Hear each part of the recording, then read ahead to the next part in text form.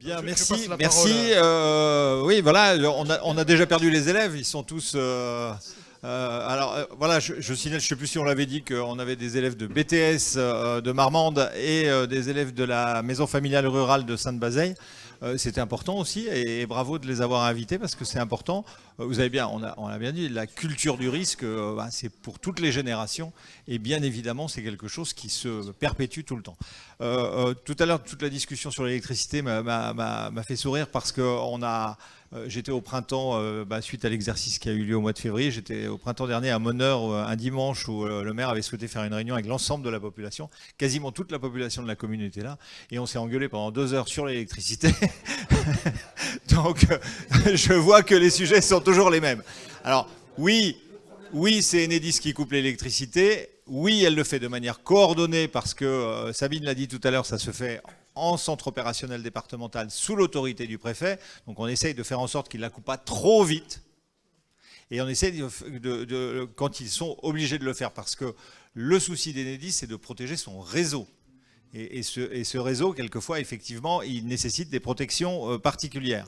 Ce que je trouve dommage, et j'en profite de le dire, c'est qu'effectivement, on peut se promener dans les campagnes ici, on voit quand même des transformateurs rehaussés, et que je vois maintenant des sous-traitants faire à peu près n'importe quoi par rapport à une culture qui devrait être beaucoup, beaucoup, beaucoup plus stricte sur les installations électriques. Et c'est pas à côté d'un professionnel de la profession que je dirais le contraire. Voilà.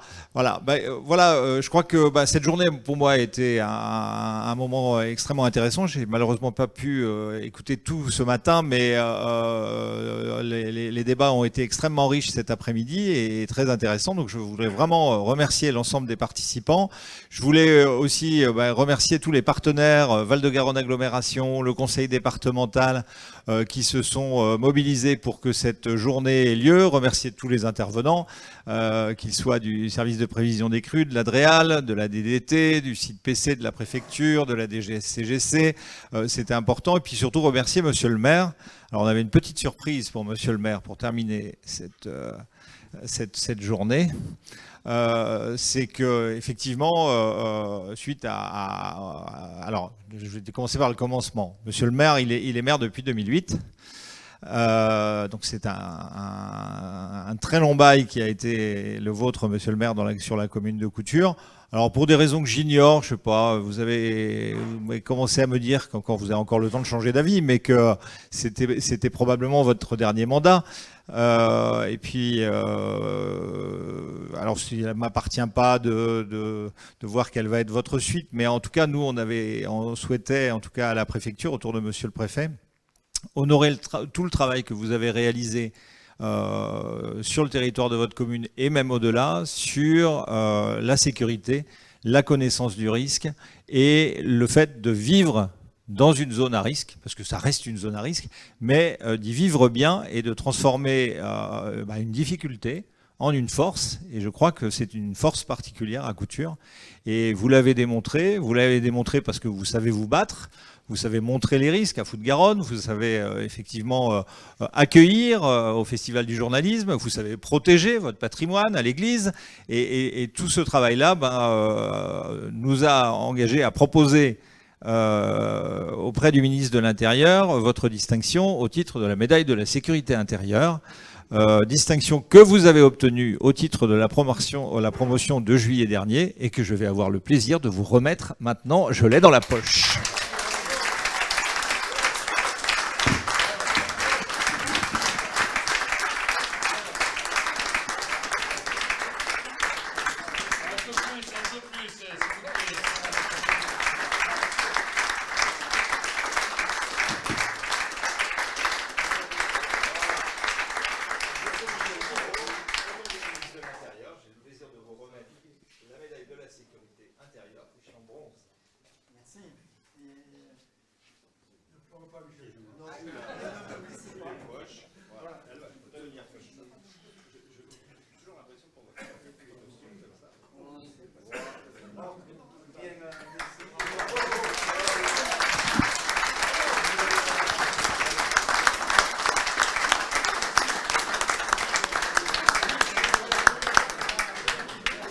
Donc effectivement, cette distinction, cette médaille m'honore et je vous en remercie. Monsieur le préfet m'avait appelé le soir ou le lendemain soir du 14 juillet en me disant que j'allais être bon. Bon, donc ça se concrétise, tout va bien. Je ne sais pas si cette médaille va m'empêcher de contexter un petit peu les rapports qu'on a un petit peu avec la DDT ou avec nos amis les pompiers. Il y a un diplôme qui va avec. Très bien, Voilà, merci. vous donner le diplôme, Voilà. signé du ministre. Donc, merci monsieur le sous-préfet de tout ça. Merci surtout de votre aide pour avoir organisé cette journée. Je ne vais pas remercier les gens que vous avez félicités à l'instant, tous les intervenants qui sont venus de tous les services et de toutes les gens et les personnes qui sont venus assister à cette journée. Donc, pour moi, c'est quelque chose de... je n'ai pas répondu à toutes les cases que j'avais prévues et à toutes les interrogations que l'on avait, mais c'est un premier pas, l'idée de faire ce colloque, et j'ai souvent dit ce premier colloque, je sous-entends par là que demain ou après-demain, peut-être qu'avec notre homologue de ce village au nom imprononçable, peut-être, et avec nos amis de Chalonne, peut-être qu'on pourra entrevoir de faire quelque chose d'inter-régional et pourquoi pas d'échanger bien sûr sur ces particularités de ces zones inondables et surtout de continuer à y vivre. Et naturellement, on aura certainement des points de vue assez identiques, puisque ce matin, on a bien entendu que dans toutes les régions, cette problématique de l'oubli de l'inondation, on a bien entendu parler de ce phénomène d'anticiper à tous les niveaux, mais tout de même, on s'aperçoit que c'est difficile. Quand on dit que les personnes âgées connaissent un petit peu l'inondation, oui, ils la connaissent, mais s'ils sont trop âgés, ils ne veulent pas s'en aller. Mais 2 jours qu'ils sont isolés, là, ils veulent s'en aller. Et donc, nous, en 2021, on a connu le cas. Et donc, ces gens-là, il faut leur faire franchir le balcon de leur étage. Il faut qu'ils descendent à une échelle, qu'on les monte sur le bateau. Ah ouais, mais on a oublié le chien. Et on va... Donc, tout ça, on pourrait vous en raconter 1000 aventures de ce genre-là. Donc, on a eu l'occasion... il y a quelques années d'avoir un questionnaire à toute notre population, et on s'aperçoit quand même que les nouveaux arrivants dans notre village ont la précaution et de nous dire nous on s'en ira. Alors on leur dit surtout prévenez-nous, vous partez, c'est bien, mais dites-nous-le. Donc il y a au moins tous ces jeunes, enfin ces locataires bien souvent, hein, ils vont s'en aller.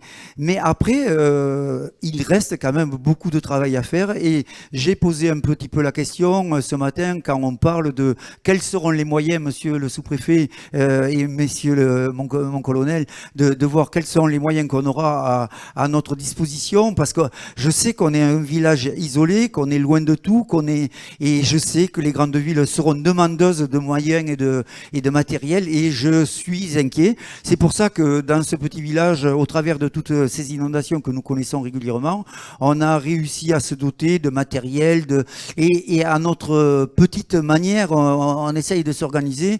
Vous avez vu, on quadrille ce village, on le découpe en secteurs, chaque homme sait ce qu'il a à faire, mais il n'empêche qu'on n'est pas à l'abri effectivement de ce vilain accident qui pourrait causer des dégâts corporels et peut-être pire.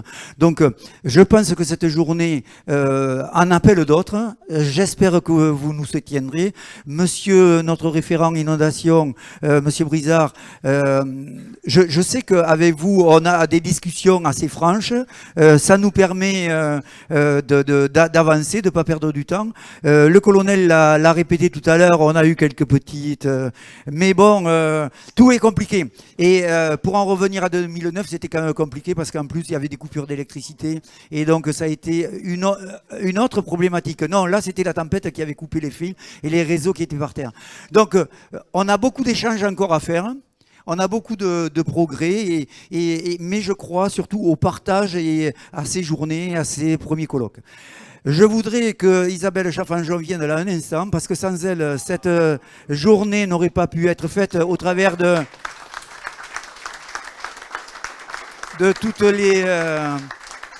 de toutes les photos que l'on a vues, de tous les diaporamas et de toutes les communications qu'elle a fait avec les uns et les autres. Donc, elle va nous dire 2 mots aussi sur ces films qu'on a fait, qu'on va passer sur YouTube ou je sais pas où quoi. Allez, moi j'y connais rien. Merci à vous tous. Oui, non, juste en deux. En fait, comme vous avez pu voir, toutes les interventions ont été filmées de A à Z, les questions aussi. Donc tout est en boîte. Et ça sera mis dès la semaine prochaine sur le YouTube de la mairie. Et ça n'empêche que je vous enverrai un petit courriel à tous ceux qui ont été invités pour vous remercier de votre présence avec le lien direct par rapport à toutes ces interventions que si éventuellement vous en avez raté, voilà, pour la postérité.